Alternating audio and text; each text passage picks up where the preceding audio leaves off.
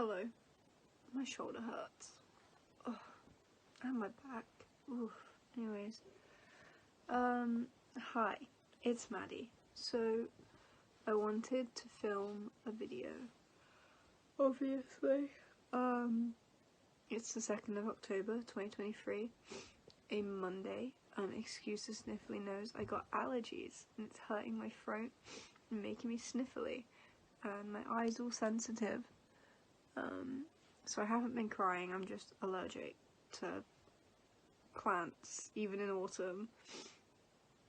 But yeah, if you wonder why I sound sniffly, I'm not upset, I'm just full of allergies. But yeah, I wanted to film a video for the Madalada channel. I've got a bunch of ideas, but I think the best video to film next would be almost telling you what happened after A&E, because I just filmed not long ago the A&E story.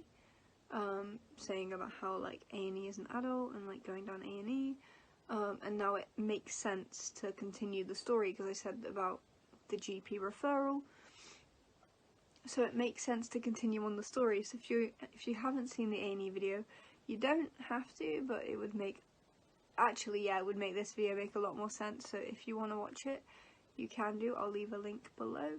But yeah, this is gonna be basically me telling you guys about the GP after A&E. So it's almost like part 2 to the story, I guess, in a way. It's its own story, but it's also part 2 of the story because it's a long story from the Saturday till now. So it's a long ongoing story at the moment. So, picking up where we left off. So, just a little recap. Saturday, worst pain of my life ever. Spent the day in bed, then had some traumatic stuff happen. There is a vlog on the Madalada Munden channel by the time you're watching this, if you want to watch it. If not, obviously discretion, trigger warning. I don't mind if you don't want to watch it. Put yourself first. But anyways, so Saturday, worst pain ever, got sent home from work. That's when everything traumatic took place. Sunday, 111 sent me in circles. Monday, finally went down A&E, was there for 6 hours, finally saw a doctor. So now we're up in the story to the doctor saying, go to the GP. So that's just a basic little rundown, but there are other videos if you're interested in the whole picture of the story. Anyways, so on to what happened with the GP. So Monday A&E, and then GP I went to on Wednesday. Basically my nan called up for me because she knew that I've been being pushed about, and like I was gonna do the online approach to see if I got further with that, but as I was literally getting my Chromebook set up in the morning, my nan rang me and said she'd got through to the GP for me, and she told them everything and that they have to see me, like it's urgent, they have to see me. I've been going around in circles all weekend, and then I went down A&E Monday and they have to see me, basically is what my nan said, because we were hoping that the A&E referral would have got through, but my nan ended up ringing them up and being like, you need to see Maddie, basically. So yeah, I waited for their phone call to me, and then they phoned me about 12 saying, can I come in at 4 for like to see a clinician, basically. I take my first shower in days. I mean, it's disgusting, but I literally take my first shower in days. Like, it was, because, not gonna lie, the last thing I wanted to do, or even thought about doing, was scrubbing myself clean. Like, obviously I'd had, like, washes, but not, like, a full-on shower scrub, you know. So I had my first proper shower in days, washed my hair and everything. Yeah, I felt more human than I had in days. So I took a shower and I got ready for my GP appointment, and my nan came around for like moral support, and so we left like 20 minutes early, even though like I'm really close to my GP. We left 20 minutes early so we could get there on time and wait, and yeah, so my nan went with me for moral support. I could have went on my own, but I was glad to have my nan for moral support. My nan barely said anything, but it was good to have her for moral support. So then we get to the GP surgery. We sit in the waiting room and we're waiting, obviously, because that's what you do in a waiting room. And me and my nan start talking about everything, and I don't care that there's other people in the waiting room. I don't care that they hear the detail. I don't care, like, I literally don't care. I'm just talking about it with my nan, obviously quietly. I'm not shouting in the waiting room, but like, we're just talking to each other, and I know people can hear me, but I honestly don't care if they're listening to my conversation, because I'd been through so much from Saturday to the Wednesday when I got my GP appointment, that I was just like, I don't care if you can hear me, I don't care if you hear the whole story, I don't give a damn. I'm obviously in this waiting room for a reason. So I'm just talking with my nan, and we're talking about literally everything that happened, and yeah, we were just talking. And then I get called through by the clinician, and then we go through to her room. The clinician obviously calls us through. I say, this is my nan, can I bring my nan? And she's like, yeah, of course. So nan comes through with me, and we go into the room, and she starts asking me, so like, to repeat basically everything. So I tell her all of the events again.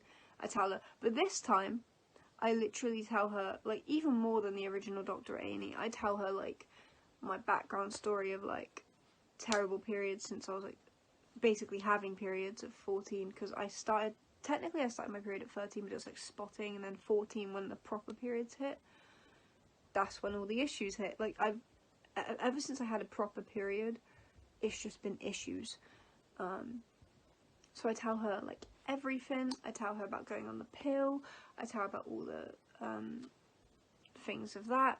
I tell her about what happened on the break, like every itty gritty detail. I tell her as much as I can remember to tell her. I tell her everything.